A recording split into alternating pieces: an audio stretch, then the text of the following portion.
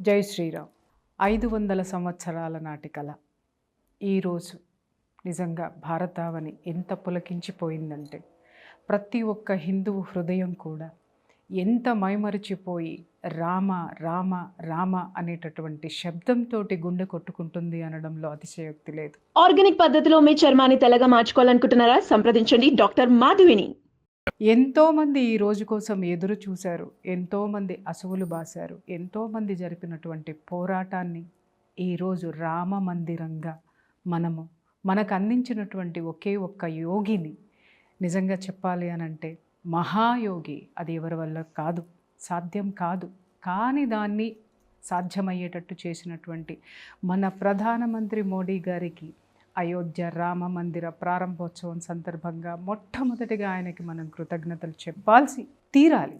ఎందుకంటే పోరాటం 500 సంవత్సరాల నుంచి ఎంతోమంది అసువులు బాశారు, ఎంతోమంది ఎన్నో విధాలుగా పోరాటం చేశారు. కానీ ఆ పోరాటానికి ఒక తుది ఘట్టాన్ని, ఆ పోరాటానికి తగినటువంటి ఫలితాన్ని, ఆ పోరాట యొక్క పటిమని దాని దృశ్య రూపంలో ఏ ఒక్క ఉద్యమాన్ని ఏ లక్ష్యం కోసమైతే చేశారో ఆ లక్ష్యాన్ని ఈరోజు రామ మందిరం రూపంలో ఆవిష్కరించినటువంటి ఘనత ఆ ఒక్క మహానుభావుడికే చెందుతుంది.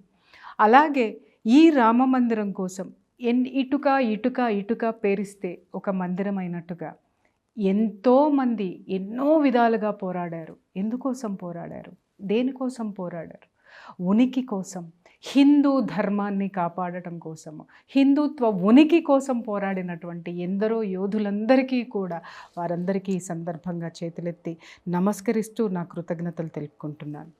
రామ మందిరం నా చిన్నప్పుడంతా కూడా ఏ ఊర్లో చూసినా కూడా రామాలయము అనేటటువంటి మాట రోజుకొకసారి అన్నా మన చెవిన పడుతూ ఉండేది. ఒక గ్రామంలో, ఒక పట్టణంలో రామాలయం లేనటువంటి గ్రామం లేదు, లేనటువంటి పట్టణం లేదు. రామాలయం అనేటటువంటి ఊసు ఎత్తనటువంటి విషయం ఉండేది కాదు. రామాలయం చుట్టూనే జరిగేటటువంటి విషయాలన్నీ కూడా, ఒక కళ్యాణం పెళ్లి చేయాలన్నా రామాలయము, అలాగే శ్రీరామనవమి వచ్చింది అనంటే రామ రామ రామ రామ రామ రామ రామ. ప్రతి ఒక్కరి నోటి వెంట రామ అనేటటువంటి శబ్దం పలికినట్టు అన్నాళ్ళు కూడా ధర్మం 4 పాదాల నడిచిందనేది నేను పూర్తిగా విశ్వసిస్తాను. మన దౌర్భాగ్యము, మన హిందువుల యొక్క క్షమించమనేటటువంటి తత్వానికి మన హిందూ ధర్మాన్ని బలి చేసినందుకు గుర్తుగా 500 సంవత్సరాలు మన రాముణ్ణి ఆ జన్మభూమిని దక్కించుకోవడానికి కూడా ఇన్ని వందల సంవత్సరాలు మనకి పట్టింది అనంటే ఒక్కొక్క హిందువు కనీసం ఒక్కసారి తలుచుకోండి.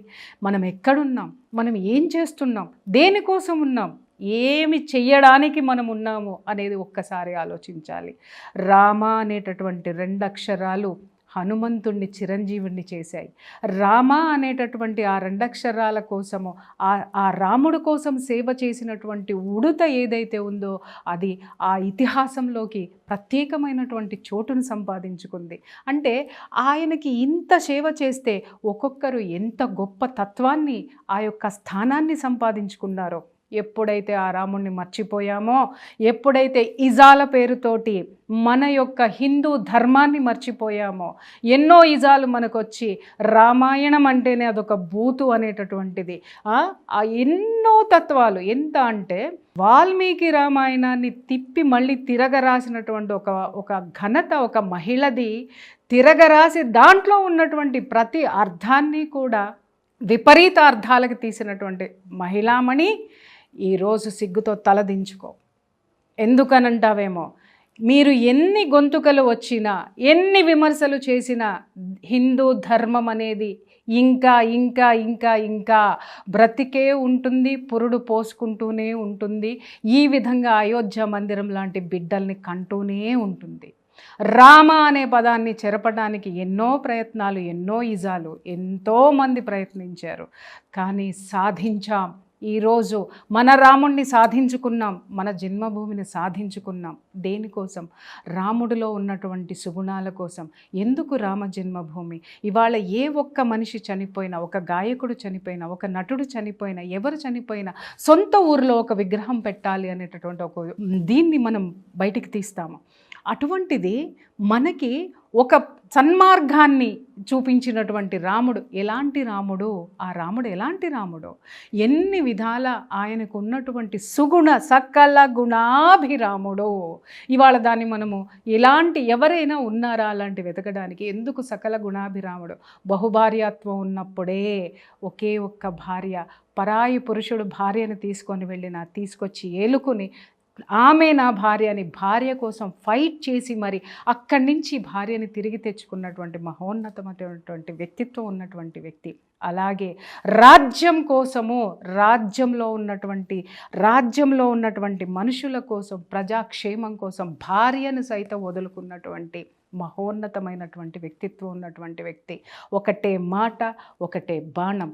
రామ బాణానికి తిరుగులేదు అనంటే ఆయన ఎంత నియమనిష్టలతో ఉన్నాడు, ధర్మాన్ని ఎంతగా పాటించాడు. అలాగే ఆయన ఒక చిన్న విషయము మనం ఆయన నుంచి నేర్చుకోవాల్సినటువంటి అద్భుతమైనటువంటి విషయం. యుద్ధరంగానికి వెళ్ళేటప్పుడు లక్ష్మణుడు రాముడి వద్దకు వస్తాడు.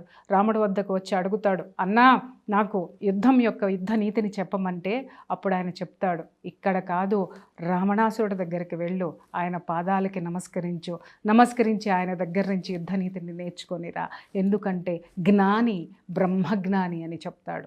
రావణ బ్రహ్మ అతను అని చెప్పి శత్రువులో ఉన్నటువంటి ఆ యొక్క జ్ఞానాన్ని, గొప్పతనాన్ని కూడా యాక్సెప్ట్ చేసేటటువంటి అత్యద్భుతమైనటువంటి మనస్తత్వం, ఆదర్శవంతమైనటువంటి మనస్తత్వం కలిగినటువంటి ఆ రాముణ్ణి మనం ఖచ్చితంగా ఈరోజు సాధించుకున్నాము.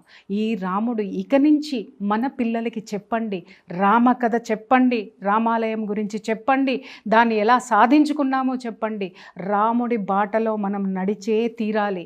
ఎందుకు అనంటే రాముడు ఒక ఆడదానికి ఎంత విలువనిచ్చాడో, రాముడు ప్రజలకి, ఒక రాజుగా ప్రజలకి ఎంతటి విలువనిచ్చాడో, అలాగే తండ్రి మాట జవదాటని కొడుకుగా ఎంత గొప్ప తనయుడో, అలాగే పెంచినటువంటి తల్లి అయినా సరే తను శాపం ఇచ్చినా కూడా దాన్ని ఏ విధంగా చిరునవ్వుతోటి తీసుకొని నేను భరిస్తాను అనేటటువంటిది. తండ్రిని ఇబ్బంది పెట్టకూడదు, తండ్రి మాట జవదాటకుండా అడవుల పాలై అడవుల దగ్గర నుంచి అక్కడ నుంచి కూడా అతను తన యొక్క కర్తవ్యాన్ని నిర్వర్తించినటువంటి వ్యక్తి.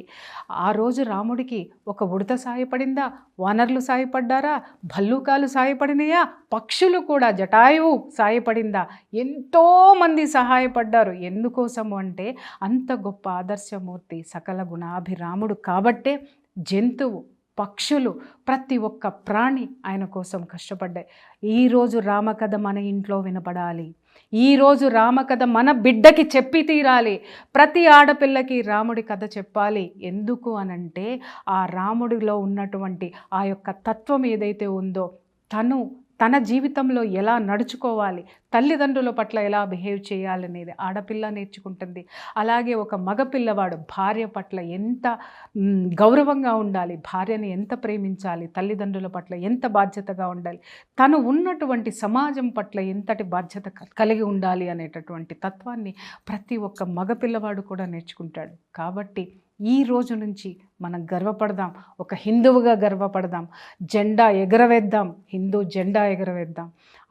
ఆ తత్వాన్ని తీసుకొచ్చినటువంటి ఈ యొక్క రామమందిరం నిర్మాణం కోసము దీన్ని సాధించినటువంటి ప్రతి ఒక్క యోధులకి, ప్రతి ఒక్క వీరులకి, ప్రతి ఒక్క సైనికుడికి కూడా శిరస్సు వంచి మనం పాదాభివందనం చేస్తూ వాళ్ళకి జేజేలు పలుకుదాం. అలాగే ప్రాణాలు అర్పించిన వాళ్ళందరికీ కూడా మనస్ఫూర్తిగా శ్రద్ధాంజలి ఘటిద్దాం. అలాగే ఇంతటి అద్భుతాన్ని మన ముందు ఆవిష్కరించినటువంటి మన ప్రధాని మోడీ గారికి చేతులెత్తి నమస్కరించి శతాయుష్మాన్ భవాని మనస్ఫూర్తిగా ఆశీర్వదిద్దాం.